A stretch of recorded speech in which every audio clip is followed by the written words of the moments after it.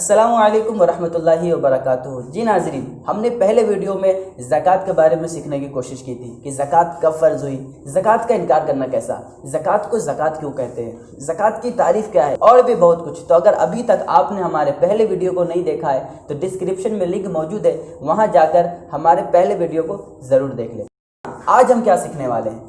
آج انشاءاللہ عز و جل زکوٰۃ دینے کی فضیلت، زکوٰۃ نہ دینے کی وعید، اور زکوٰۃ کس پر فرض ہے، اس کے 6 شرائط کی مختصر وضاحت۔ اس کے بعد انشاءاللہ عز و جل کن مال پر زکوٰۃ ہے، اور سونے چاندی مال میں سے زکوٰۃ نکالنے کا آسان طریقہ، اور آخر میں انشاءاللہ عز و جل زکوٰۃ کی ادائیگی کی شرط سننے کی سعادت حاصل کریں گے۔ تو ویڈیو مکمل دیکھیے گا، اور ہاں، ابھی تک اگر آپ نے ہمارے چینل کو سبسکرائب نہیں کیا ہے تو سبسکرائب کر لیں اور بیل آئیکن بھی دبانا نہ بھولیں۔ تو چلیے ویڈیو کو شروع کرتے ہیں۔ نمبر 1، زکوٰۃ کی فضیلت۔ شہنشاہ مدینہ قرار قلب السینہ صلی اللہ تعالیٰ علیہ وسلم نے ارشاد فرمایا، اپنے مال کی زکوٰۃ نکالو کہ وہ پاک کرنے والی ہے، تجھے پاک کر دے گی۔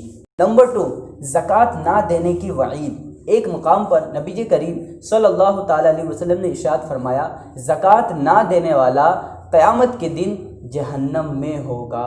نمبر 3، زکوٰۃ کس پر فرض ہے؟ تو توجہ کے ساتھ سنیں، زکوٰۃ ہر اس شخص پر فرض ہے جو عاقل ہو، یعنی عقل مند ہو، بالغ ہو اور آزاد ہو، اور اس کے ساتھ ساتھ 6 شرائط اس کے اندر پائے جاتی ہوں۔ نمبر 1، صاحب نصاب ہو۔ اب صاحب نصاب کسے کہتے ہیں؟ تو توجہ کے ساتھ سنیں، میں آسان لفظوں میں سمجھانے کی کوشش کرتا ہوں۔ جس شخص کے پاس 7.5 تولہ سونا یا 52.5 تولہ چاندی یا اتنی ہی قیمت کی رقم اس کے پاس موجود ہو، یا اتنی ہی قیمت کا اس کے پاس مال تجارت ہو، یعنی ایسے سامان ہو جن کو اس نے بیچنے کی نیت سے خریدا ہے، یا پھر اتنی ہی قیمت کا اس کے پاس حاجت اصلیہ سے زائد سامان ہو۔ حاجت اصلیہ سے کیا مراد ہے؟ تو حاجت اصلیہ سے مراد یہ ہے کہ جس کی انسان کو عام طور پر ضرورت پیش آتی رہتی ہے، اس کے بغیر زندگی دشوار ہو جائے۔ مثال کے طور پر جیسے بیڈ ہے، اس پہ انسان سوتا ہے، موبائل ہے، اس سے کانٹیکٹ کی ضرورت پڑتی رہتی ہے، اسی طریقے سے بائک ہے، ادھر ادھر جانے کے لیے ہمیں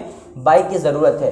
تو اس کے علاوہ مثال کے طور پر ہمارے پاس 4 موبائل ہے، ہم ایک کو استعمال کرتے ہیں اور باقی سب ویسے ہی پڑے ہوئے ہیں، تو یہ ہے حاجت اصلیہ، یعنی ضروریات زندگی سے زائد سامان۔ دوسری شرط، نصاب نامی ہو، یعنی جو مال ہے وہ بڑھنے والا ہو، چاہے وہ حقیقتاً بڑھے، جیسے کہ مال تجارت یعنی بزنس کا مال، وہ مال بڑھتا رہتا ہے، یا پھر حکماً بڑھے، جیسے سونا اور چاندی۔ تیسری شرط، نصاب اس کے قبضے میں ہو، یعنی جو مال ہے وہ اس کے پاس ہو، یا تو پاکٹ میں ہو، یا پھر گھر میں ہو، یا بینک میں ہو، یعنی جیسے بھی کر کے وہ اس کا مالک ہو۔ چوتھی شرط، نصاب اس کی حاجت اصلیہ یعنی ضروریات زندگی سے زائد ہو۔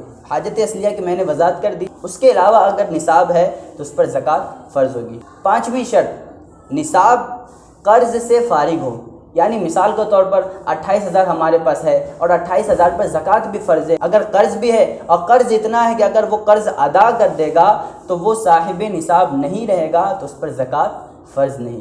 اور آخری شرط ہے، اس نصاب پر 1 سال گزر چکا ہوا۔ مثال کے طور پر کوئی 10 محرم الحرام کو صاحب نصاب ہوا، یعنی اس کے پاس اتنی رقم آ گئی جس کی وجہ سے زکوٰۃ فرض ہو، تو اب اگلے سال 10 محرم ہی کو اور اتنے ہی وقت پر اگر اس کے پاس اتنا ہی مال موجود ہے یا اس سے زائد ہے تو اس پر زکوٰۃ فرض ہے۔ یاد رکھیے، یہ دن، تاریخ، وقت کا اعتبار اسلامی مہینوں کے اعتبار سے ہوگا، نہ کہ انگلش مہینوں کے اعتبار سے۔ نمبر 4، کتنے قسم کی مال پر زکوٰۃ ہے؟ تو 3 قسم کی مال پر زکوٰۃ ہے۔ نمبر 1، سونا، چاندی اور کرنسی نوٹ بھی اسی میں شامل ہے۔ نمبر 2، مال تجارت، یعنی وہ مال جس کو بیچنے کی نیت سے خریدا گیا ہو۔ اور نمبر 3 ہے سائمہ جانور، تو جانور کی ہم اس میں بات نہیں کریں گے، اسی لیے اس کو ہم سائڈ میں رکھتے ہیں۔ نمبر 5، زکوٰۃ نکالنے کا آسان طریقہ آپ کو میں بتاتا ہوں۔ سب سے پہلے آپ جس علاقے میں رہتے ہیں وہاں پر 52.5 تولہ چاندی یعنی 653 گرام 184 ملی گرام، اتنے چاندی کی قیمت آپ اپنے بازار میں اس کا ویلیو پتہ کریں۔ مثال کے طور پر ابھی پٹنہ میں 28,000 روپے اس کی قیمت ہے، تو اس کو آپ ترازو کے طور پر سائڈ میں کر لیں کہ جس کے پاس 28,000 روپے ہوگی اس پر زکوٰۃ فرض ہے۔ اب آپ دیکھیں آپ کے پاس سونا کتنا ہے، چاندی کتنا ہے۔ اب مثال کے طور پر آپ کے پاس 52.5 تولہ چاندی ہے، 28,000 تو یہ ویسے ہی ہو گیا۔ اسی طریقے سے آپ کے پاس سونا ہے 10,000 کا، اب وہ ملا دیے ہو گیا 38,000 روپے، اور آپ کے پاس الگ سے بینک میں 12,000 روپیہ بھی موجود ہے، تو یہ 38 اور 12 کتنا ہو گیا؟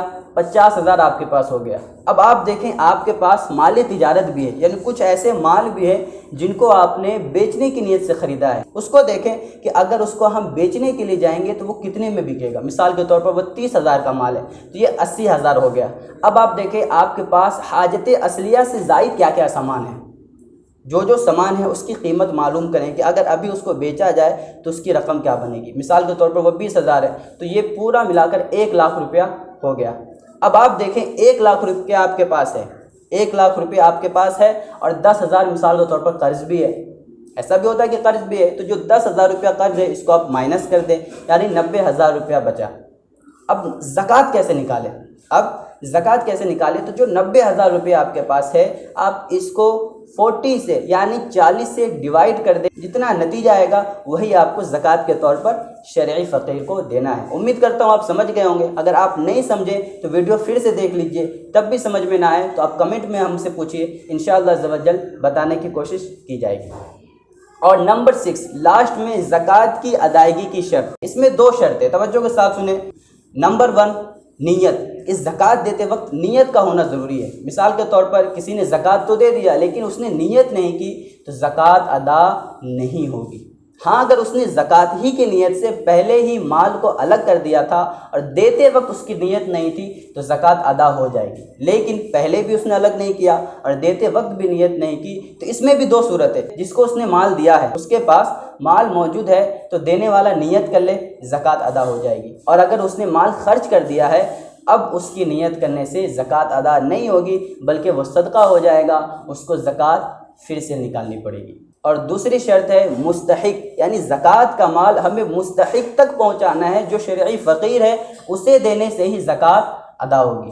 تو پیارے اسلام بھائیو، جو شرعی فقیر ہے، اب غور کریں آپ کے قریب میں کوئی آپ کے رشتہ دار غریب ہے، شرعی فقیر ہیں، آپ کے پڑوسی ہیں، پہلے ان کو آپ زکوٰۃ دیں، اس کے بعد الحمدللہ عز و جل عاشقان رسول کی سنت و بری مدنی تحریک دعوت اسلامی آپ کے سامنے، اس کے کروڑ کے اخراجات ہیں، تقریباً 3 کروڑ روپے روزانہ کے اس کے اخراجات ہیں، 90 کروڑ روپے ماہانہ اخراجات ہیں۔ تو پیارے اسلامی بھائیو، آپ سے عرض ہے دعوت اسلامی کا بھی ساتھ دیں۔ دعوت اسلامی میں نہ جانے ہزاروں لاکھوں بچے حافظ بن رہے ہیں، عالم بن رہے ہیں، کیا پتہ آپ کی رقم سے وہ بچے حافظ اور عالم بنیں گے، تو انشاءاللہ عز و جل آپ کو بھی اس کا ثواب ملے گا۔ دعوت اسلامی کے ان اکاؤنٹ نمبر پر آپ اپنے صدقات اور زکوٰۃ کے ذریعے دعوت اسلامی کی مدد کریں، اور آپ دیکھ لیں اگر آپ کے قریبی میں کوئی دعوت اسلامی کے مبلغ ہے ان سے کانٹیکٹ کر لیں، یا پھر ہمارے اس کانٹیکٹ نمبر پر آپ ہم سے رابطہ کریں، انشاءاللہ عز و جل آپ سے زکوٰۃ کے بارے میں گفتگو کی جائے گی اور آپ تک رسید بھی پہنچانے کی کوشش کی جائے گی۔ پیارے اسلامی بھائیو، یہ ویڈیو آپ کو کیسا لگا کمنٹ میں ہمیں ضرور بتائیں، اور اس ویڈیو کو اپنے دوستوں تک شیئر کریں۔ پھر ملیں گے انشاءاللہ عز و جل، دعاؤں میں یاد رکھیے گا۔ السلام علیکم ورحمۃ اللہ وبرکاتہ۔